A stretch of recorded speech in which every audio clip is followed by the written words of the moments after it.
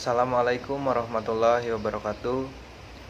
Kami dari kelompok 9, pada kesempatan kali ini kami akan mempresentasikan hasil dari makalah yang berjudul Pengujian Biaya Perbaikan dan Pemeliharaan di PT Seroja.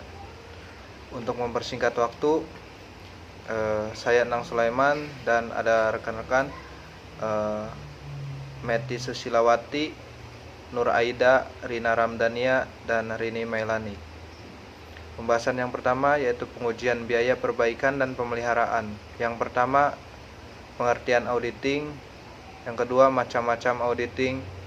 Yang ketiga, laporan auditing. Yang keempat, konsep biaya. Yang kelima, pengertian biaya dan beban. Yang keenam, pembebanan biaya ke objek biaya. Ketujuh, tujuan audit atas perbaikan dan pemeliharaan.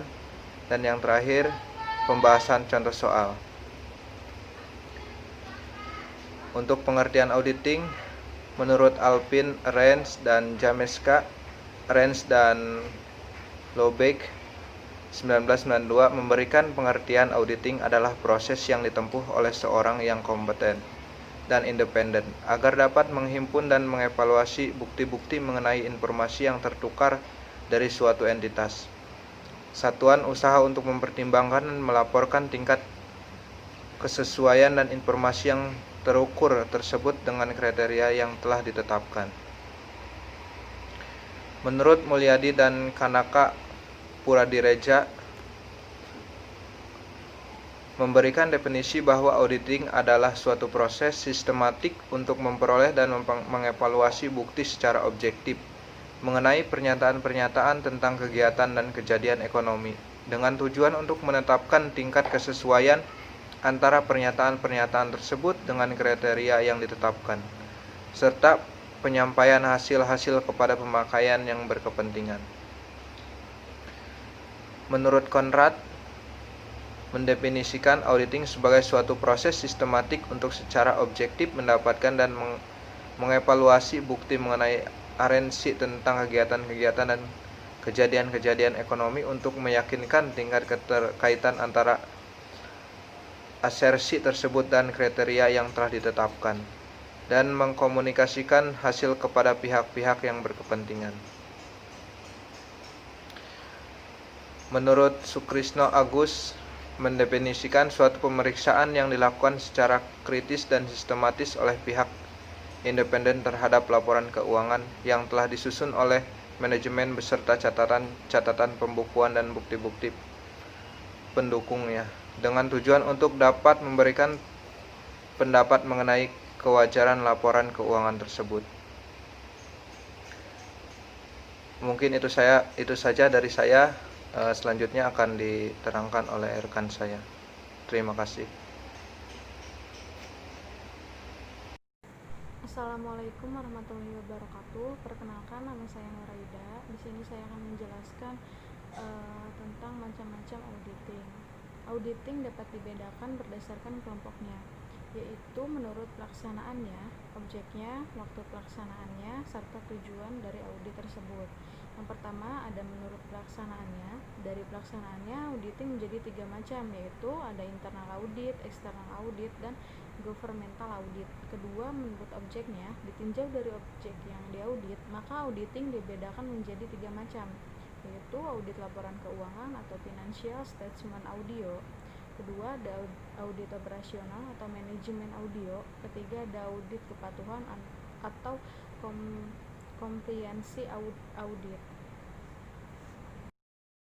Ketiga, menurut waktu pelaksanaannya serta tujuan audit. Audit ditinjau dari waktu pelaksanaannya, serta tujuan audit dibedakan menjadi 2 macam, yaitu audit terus-menerus atau continuous audit. Yang kedua ada audit periodik atau periodical audit. Kemudian ada laporan auditing. Laporan auditing atau penyusunan laporan audit adalah langkah terakhir dari seluruh proses auditing, sebagai dasar untuk mempelajari cara mengumpulkan bukti-bukti pemeriksaan. Karena luasnya wawasan auditing hanya persyaratan pelaporan paling dasar yang dapat kita cakup. ada dua cara pelaporan, yaitu sebagai berikut. Satu ada laporan standar tanpa kualifikasi, kedua ada bagian-bagian dalam laporan audit. Assalamualaikum warahmatullahi wabarakatuh. Perkenalkan, nama saya Rina Ramdania dari kelas 11 4B15. Saya akan melanjutkan presentasi dari kelompok 9. Di sini saya akan menjelaskan mengenai konsep biaya. Konsep biaya telah berkembang sesuai dengan kebutuhan akuntan, ekonomi, dan insinyur. Akuntan telah mendefinisikan biaya sebagai suatu nilai tukar, pengeluaran, atau pengorbanan yang dilakukan untuk menjamin perolehan manfaat.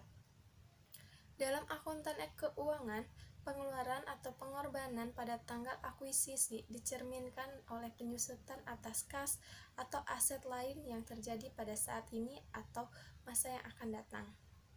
Biaya dan beban memiliki pengertian yang berbeda. Kadang-kadang dalam praktek sering digunakan secara bersamaan. Biaya merupakan pengorbanan untuk memperoleh harta, sedangkan beban merupakan pengorbanan untuk memperoleh pendapatan. Keduanya merupakan pengorbanan, namun tujuannya berbeda.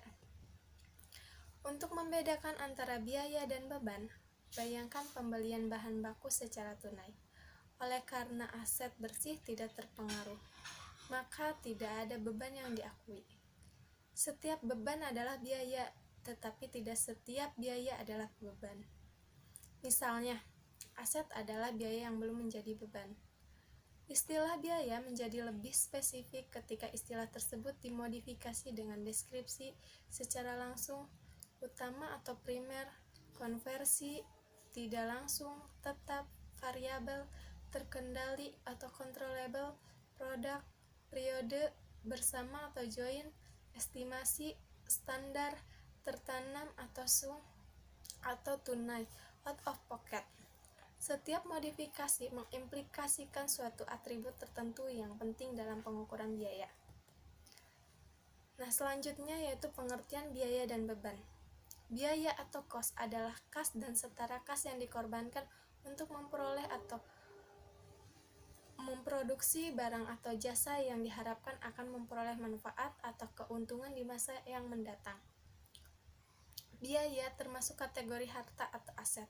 Misalnya, suatu perusahaan membeli peralatan bisnis, gedung, pabrik, mesin-mesin, gedung kantor, peralatan kantor, dan sebagainya.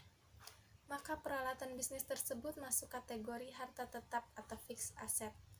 Dan bila suatu perusahaan menjalankan proses bisnis, maka barang atau jasa itu masuk dalam kategori harta atau aset.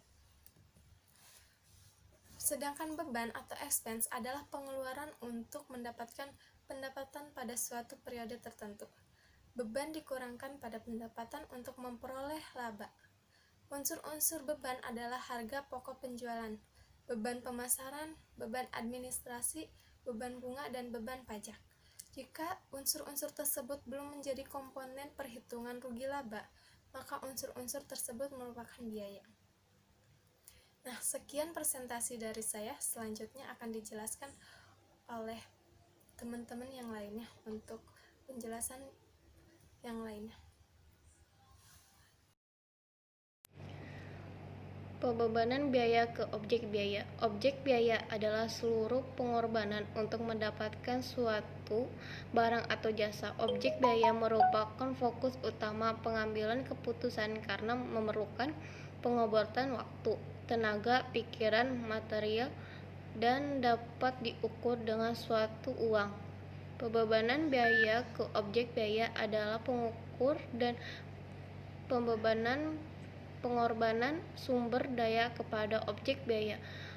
Pengukuran dan pembebanan itu harus akurat agar menghasilkan informasi biaya yang benar untuk pengambilan keputusan mana. Pembebanan biaya ke objek biaya. Agar biaya dapat akurat dibebankan kepada objek biaya, biaya tersebut harus dikategorikan menjadi dua, yaitu biaya langsung, yaitu biaya dengan mudah dan akurat dibebankan kepada objek biaya, misalnya biaya bahan baku dan biaya buruh. Biaya ini mudah dilacak yang dicermati dalam hubungan sebab akibat. 2. Biaya tidak langsung, yaitu biaya yang tidak mudah dan tidak akurat dibebankan kepada objek biaya, misalnya biaya override. Biaya ini sulit dilacak. Tujuan audit atau pembaikan dan pemeliharaan. Request dan onosef. Menyakitkan bahwa beban yang ditata merupakan beban perusahaan yang didukung dengan bukti-bukti yang dapat dipertanggungjawab serta telah dihitung dengan tepat. Kadaf dan compliance. Menyakitkan bahwa semua beban perusahaan telah didukung dengan lengkap dan tepat dalam pisah batas. Assalamualaikum warahmatullahi wabarakatuh. Perkenalkan, nama saya Meti Sulistiawati dari kelas 11 4B15. Pada kesempatan kali ini, saya akan mempresentasikan praktik pemeriksaan akuntansi teori dengan studi kasus pengujian biaya perbaikan dan pemeliharaan. Di sini saya akan menjelaskan tujuan audit atas perbaikan dan pemeliharaan. Di sini ada valuation, yaitu meyakinkan bahwa aktiva tetap telah dinilai sesuai dengan prinsip akuntansi yang berlaku umum. Kemudian ada presentation, yaitu semua hal-hal yang perlu diungkapkan dalam laporan keuangan telah diberikan penjelasan yang memadai. Kemudian selanjutnya ada classification, yaitu ketepatan dalam klasifikasi menurut kelompok atau jenis bebannya dan juga dalam hubungannya dengan usaha perusahaan. Berikut ini adalah contoh studi kasus pengujian biaya perbaikan dan pemeliharaan. Di bawah ini adalah biaya perbaikan dan pemeliharaan yang dikeluarkan oleh PT Seroja selama tahun 2011. Kemudian, kebijakan perusahaan yang diterapkan terhadap biaya perbaikan dan pemeliharaan adalah setiap pengeluaran di atas 2.500.000 harus dikapitalisasi. Kemudian diminta buatlah kertas kerja biaya perbaikan dan pemeliharaan. Kemudian pada kertas kerja biaya perbaikan dan pemeliharaan ini terdapat servis dan pemeliharaan pada tanggal 17 bulan April 2011 dengan keterangan servis mobil direksi sejumlah Rp300.000. Lalu pada tanggal 6 bulan Juni 2011 dengan keterangan reparasi luar biasa BMW sejumlah Rp3 juta. Lalu pada tanggal 9 bulan Oktober 2011 servis truk dengan menghabiskan biaya Rp150.000. Dan yang terakhir biaya lain-lain dengan jumlah Rp1.500.000. Maka total yang dikeluarkan sejumlah Rp4.950.000. Dan di sini ada jurnal untuk biaya servis dan pemeliharaan. Pada tanggal 31 Desember 2011, kendaraan dengan jumlah Rp3 juta disimpan pada sisi kanan debit dan biaya reparasi kendaraan sebesar Rp3 juta disimpan di sisi kiri kredit. Dan tanggal 31 Desember 2011, biaya depresi kendaraan sejumlah Rp450.000 disimpan di sisi kanan debit dan akumulasi depresiasi dengan jumlah Rp450.000 di sisi. Demikian yang bisa saya sampaikan. Mohon maaf jika ada kekurangan dalam penyampaian. Wassalamualaikum warahmatullahi wabarakatuh.